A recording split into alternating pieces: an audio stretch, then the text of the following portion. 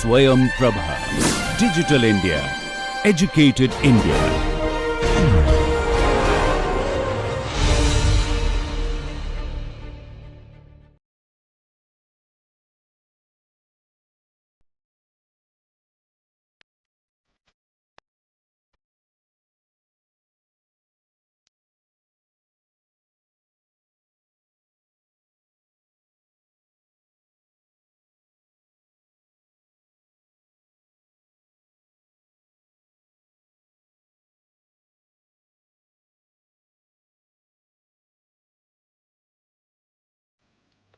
Hello everyone, welcome to the NPTEL online certification course titled Medical Law. Myself Dr. Chaitanya Mittal, currently as a medico legal consultant and faculty at Dr. B.C. Roy Multi-Speciality Medical Research Center, IIT Kanpur. Today we are at the lecture 7 of the week 2, that is the types of consent in medical field. Today we will be discussing only the related to the medical field, how the consent is important. So, coming to the today's lecture, the types of consent in medical field. So, the various concepts to be covered in this is the first, the consent in the medical field. What is the importance of consent in medical field? Introduction part we have gone through in our lecture 6 regarding the consent and some about the importance, but in detail how the consent plays a role in the medical field, medical profession, in each and every procedure, starting from the even vaccination to till the surgery or the life threatening situations. Second, the concept covered will be the various types of consent in the medical field. The detailed information about the informed consent in the medical field or in the various medical procedures. And the last, laws relating to the informed consent. The various keywords involved in it, the consent, types of consent, informed consent, Nuremberg Code, Declaration of Helsinki. So, the coming to the introduction of the consent, that the Oxford Dictionary, how it defines a consent as the permission to do something, especially when given by somebody in authority, or a permission for something to happen or agreement to do something. In classical liberal theory, consent refers to the expression of autonomy and free will by competent and rational individuals who are free from any force, coercion or oppression. So, another definition given under Indian Contract Act, especially the section 13, which defines the consent as consensus ad idem. That means the agreeing the same thing in a same sense. एक ही चीज को एक ही तरीके से करने का meaning है consensus ad idem. The Indian Penal Code also refers to the consent in several places all over the Indian Penal Code 1860. Somewhat we have gone through in our lecture 6. A consent shall be deemed to be valid consent when it is given by person who has attained the age of majority, that is 18 years of age as per the Indian Majority Act, and being allowed to do many things, it gains the age of 18 or gains the age of maturity, that is power to give the vote, to do the marriage, legal marriage within 18 years of age, and the consent to be valid in case of any surgical procedures. Another Indian Medical Council Regulation 2002 also deals with the consent of the patient. The various laws governing the informed consent in medicine in law. The following regulation broadly governing the concept of informed consent in India are Indian Medical Council Professional Conduct Etiquettes Ethics Regulation 2002. Second, Telemedicine Practice Guidelines 2020, in which these also the value of informed consent is very important, being explained in these regulations and the guidelines. Another, the PCPNDT Act, Prohibition of Sex Selection Act 1994. Another, the Medical Termination of Pregnancy Act 1977, which is also an amendment act, Medical Termination of Pregnancy Amendment Act 2021. And the last, New Drugs and the Clinical Trial Rule 2019, which also explained the value of informed consent given by the volunteers who have participated in the various clinical trials. So, various different types of consent in the medical field. We have gone through in the previous lecture the types of consent, which can be either the informed or expressed and implied. But in medical field there are some new consent also have come up, that is the proxy consent, second surrogate consent, along with the informed consent, express consent, implied consent. So, we will go through one by one. The informed consent. The concept of informed consent has originated in the medical jurisprudence. A consent is an approval or rejection on a subject, particularly after thoughtful understanding and consideration. Informed consent is when the person giving consent is fully aware of all the reasonable and irrational elements of his decision after a piece of information has been provided to him which shall influence his decision. So, the informed consent is very important to take it properly and valid. So, what all the components include in the informed consent to be there to make it valid? Informed consent shall accommodate 4 vital components. The patient shall have the capacity to provide the consent, very important. It should be capable to do so, should not be unconscious, should not be intoxicated, should not be mentally unsound, should be capable, understand the risk involved in, to have a capable to give the proper consent. So, first is foremost is capacity. Second, should be competent to provide the consent. The competency should be there, should be able to understand, have the knowledge for what purpose he or she is giving the consent. Third, free, voluntarily and informed, to be there mandatory without any force, mistake or any coercion. And the last should be procedure specific. What to be the procedure to be done, for regarding that only the consent should be taken. The proper procedure should be mentioned with the risk involved in that. So, the consent should be procedure specific. So, these are the 4 main components to be there in informed consent to make it valid. Eligibility for informed consent. First and foremost is the age of the patient. Age should be more than or equal to 12 years of age.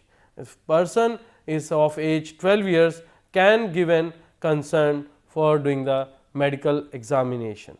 For any surgical procedures, if the age is more than 18, then he or she can give alone. Otherwise, if in between the age of 12 to 18 is maybe difficult to understand the procedure risk involved it or the benefits of the procedure, it is better to take the consent of parent or guardian along with the patient. Patient consent is very much mandatorily if the age is more than 12. If age is less than 12 or the patient is unsound, the consent of a parent or guardian is sufficient.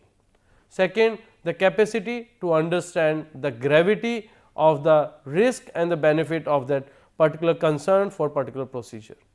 Third, ability to analyze the information given, ability to deliberate and decide the treatment. So, these are the eligibility or the criteria to be there for informed consent. So, what is the purpose? Purpose of going through the informed consent?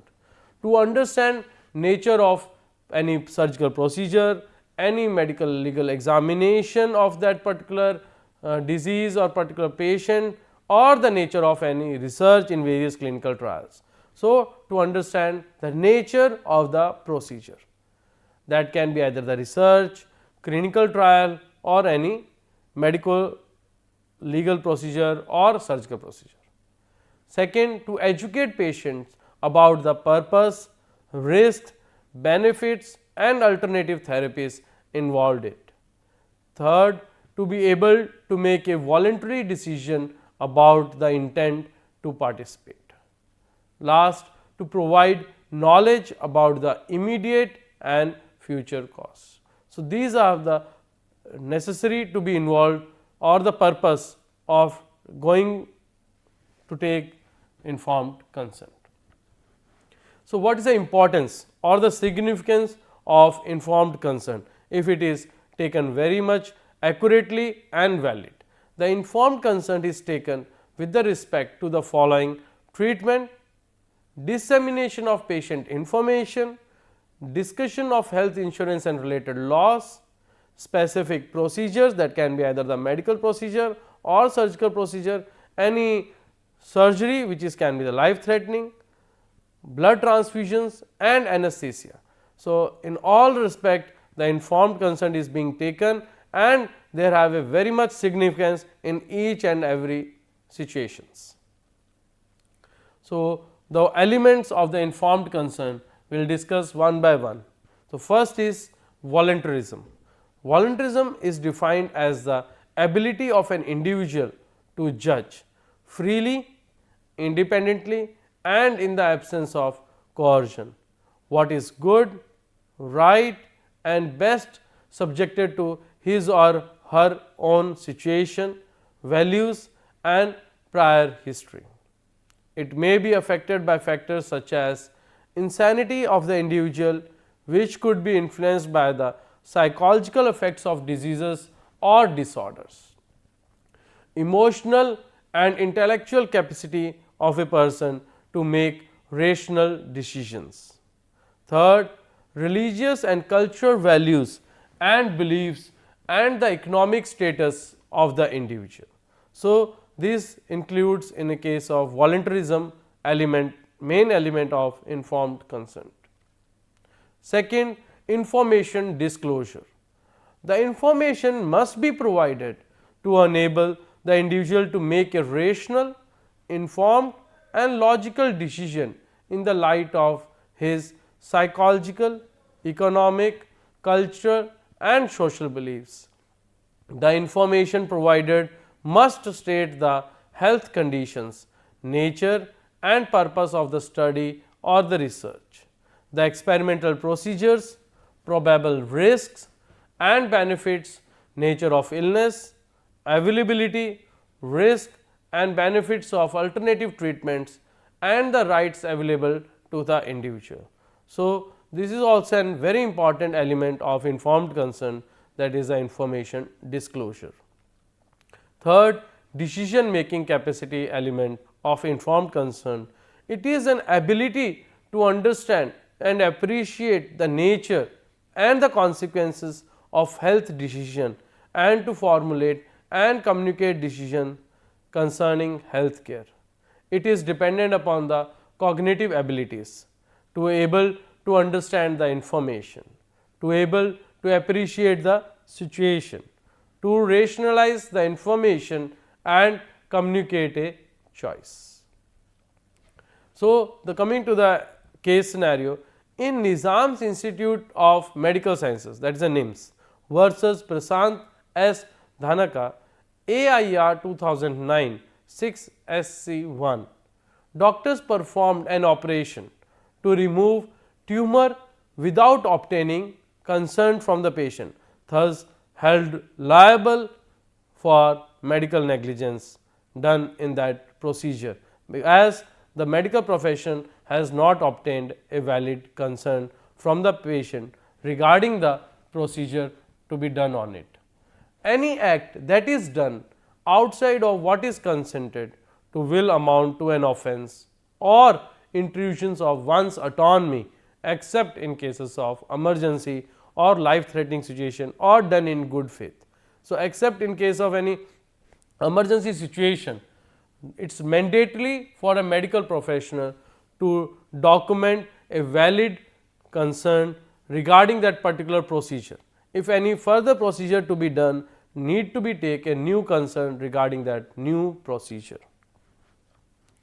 Another Justice Cardozo in case of Shona versus New York Hospital 1914 has held that every human being of adult years and sound mind, adult years means 18 years and above, and sound mind has a right to determine what shall be done with his own body, and a surgeon who operates without his patient's consent commits an assault. So, it is mandatory to take a concern. Secondly, it is autonomy of the patient to do any procedure on him or her. So, it is necessary for the medical professional or a doctor or a treating doctor to take a valid concern from him or her. Next, surrogate consent. This consent is given by family members for minors or adult. According to the Indian Penal Code 1860, children below 12 years of age do not have the legal capacity to give consent. Parents or guardian hold good in law. So, any legally accepted relative or a guardian who has responsible for the custody of that patient whose age is below 12 as a child.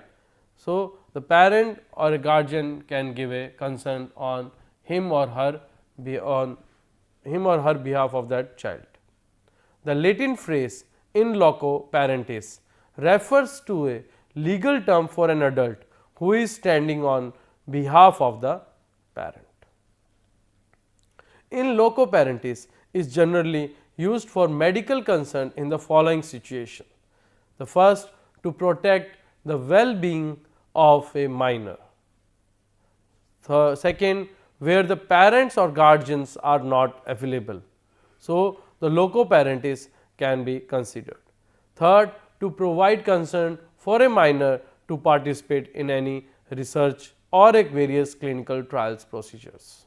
Loco parentis can be very helpful in such situations. Next, after the informed consent, surrogate consent, next is a proxy consent. Proxy consent is given by an authorized person before or after death. When the patient is not in the capacity to give informed consent to a therapeutic intervention, doctors are legally bound to obtain consent from a legal guardian or a proxy. The appointment of a proxy decision maker is a legal rather than medical formality. The informed consent cannot be taken in the following cases: when the patient is incapacitated or mentally unsound. Second, life threatening emergencies with inadequate time to obtain consent. Voluntary waived consent. Next, if the patient ability to make decision is questioned or unclear, an evaluation by a psychiatrist to determine competency may be requested. And the last is the minors, that is the age below 12 years of age. In such cases, the informed consent cannot be taken.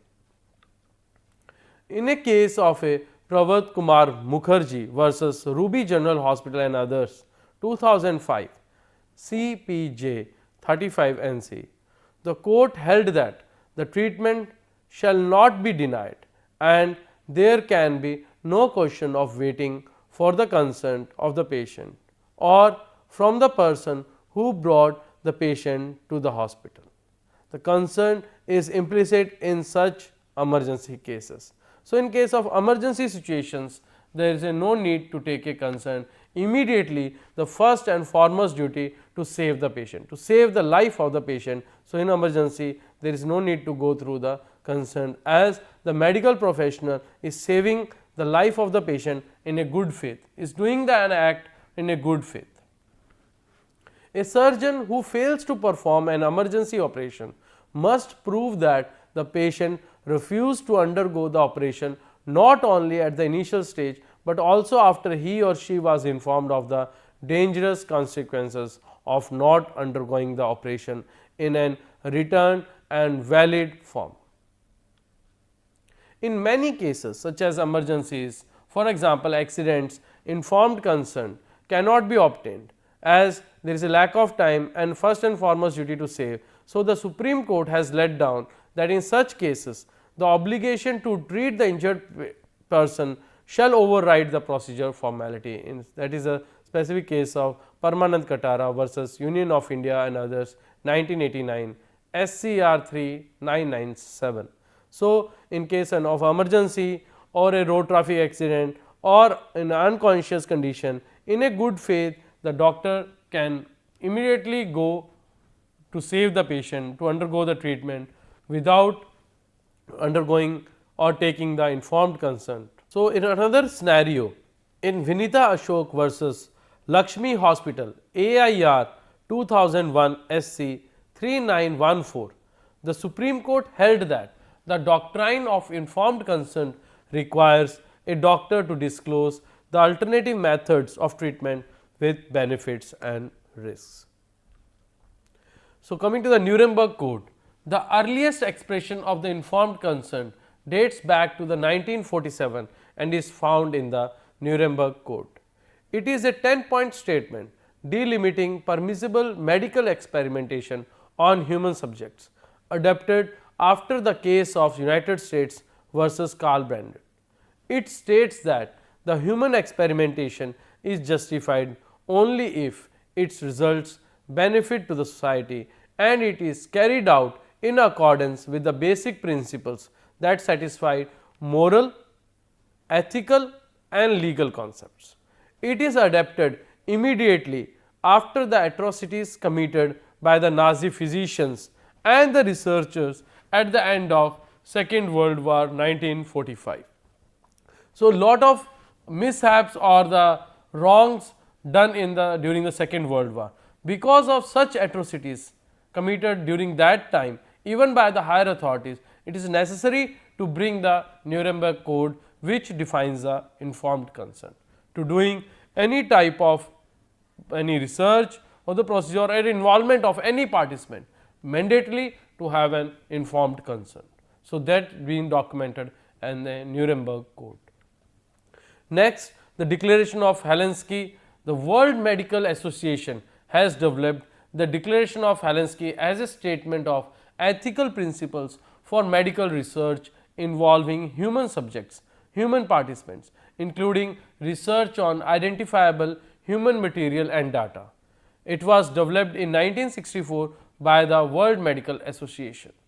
The declaration is morally binding on physician and its obligation overrides any national or local laws or regulation if the declaration provides for a higher standard of protection of humans than the later. Berman report, also published in the year 1978, which is also very important in respect of informed consent. This report was created by the National Commission for the Protection of Human Subjects of Biomedical and Behavior Research. This report expanded the definition of informed consent. This report stated that the participants must be kept informed at every stage throughout the experiment. They must be made to understand the risks and the benefits, and the vulnerable groups must be protected. So, the Berman report is based on the following three main principles. The first and the foremost is autonomy, that is the respect for a person. It is necessary if the person or a participant being involved in any research, their autonomy should be respected. They should have taken the proper informed consent explaining the risks and the benefits. So, the first and foremost is autonomy, respect for a person. Second, beneficence. All the benefits involved in that should be told to the person. So, second is beneficence. Third is a justice. So, that justice should be there for particular participant involved in that. So, these are the main principle on which Berman report is based: the respect, beneficence and the justice. Informed consent in India. The Indian Medical Council Regulation 2002 Ethics Regulation governs the duties and the responsibilities of registered medical practitioner and laid down the requirement to obtain informed consent from patient. The Supreme Court in the case of Samira Kohli versus Dr. Prabha Manchanda and another 2008 to SCC 1 has laid down the guiding principles for the purpose of informed consent. So, in another case in Ram Bihari Lal versus Dr. J. N. Srivastav AIR 1985 MP 150, the court observed that if the doctor goes beyond the consent provided by the patient, it is deemed that there is no consent. So, whatever being mentioned in the consent, only up to that level the doctor or medical professional has to perform. If anything new has to be done during the procedure, the new consent has to be taken and proceed.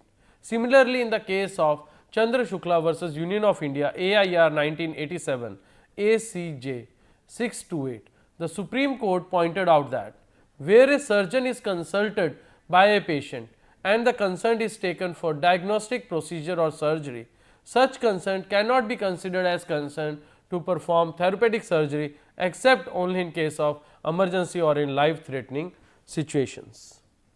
So, coming to the conclusion of our this lecture, the informed consent is a primary document in protecting the rights of the study subject. Procurement of consent forms ensures human dignity and respect for them. It mandates the investigator to maintain high ethical standards.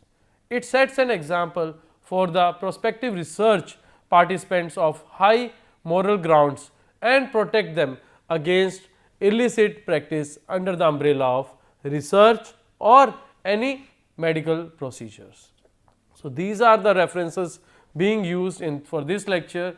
You can go through it for further studies, the PubMed articles, any medical law international article that is on the informed consent to clinical research in India, a private law remedy, and another informed consent form for surgery in India. So, you can go through these references and the lecture. Thank you everyone to be listening. Thank you.